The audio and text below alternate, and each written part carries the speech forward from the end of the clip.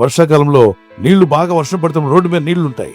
Road పక్కన అంచుల్లో కొంచెం పొడి ఉంటుంది, అంటే బాగా తడిసిపోకుండా బురద లేకుండా ఉంటుందని అటు నడుస్తారు. నడిచేటప్పుడు అక్కడక్కడ కరెంట్ పోల్స్ ఉంటాయి.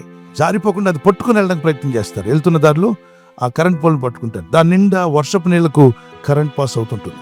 కంటికి కనబడదు. పట్టుకున్న వ్యక్తి పట్టుకున్నట్టుగానే కదలకుండా ఇరుచుకొని ప్రాణం పోగొట్టుకున్న వాళ్ళు ఎంతోమంది రోడ్ల మీద ప్రాణాలు పోయి, డ్యూటీకి వెళ్తూ, ఉద్యోగానికి వెళ్తూ, ఆఫీస్కి వెళ్తూ, జస్ట్ నడుస్తూ నీళ్ళలో దిగకూడదు కదా అని వెళ్ళి స్తంభాన్ని పట్టుకొని ప్రాణాలు తీసేసింది. ఆమె దాడుతున్నప్పుడు ఒక పోల్ కనిపిస్తే జస్ట్ చేయి వేసింది అంతే, ఆ ఆయుష్ని తీసేసింది. నిండు ఆయుష్ని నాశనం చేసేసింది.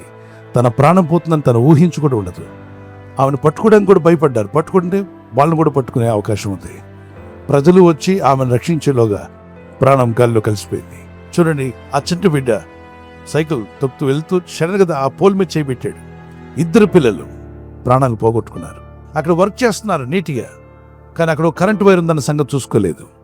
యవన కుమారులు ప్రాణాలు పోగొట్టుకున్నారు. ఏమైందో గ్రహించేలోగా ప్రాణాలు పోయాయి. ఎంతోమంది చిన్న బిడ్డలు కావచ్చు, పెద్దలు కావచ్చు, ప్రత్యేకంగా ఈ వర్షాకాలంలో బయటికి వెళ్ళినప్పుడు ఐరన్ పోల్స్ కానీ నీళ్లున్న దగ్గర కానీ జాగ్రత్తగా ఉండండి. కరెంటు వాడుకోండి, కానీ దాంతో ఆడుకోకండి.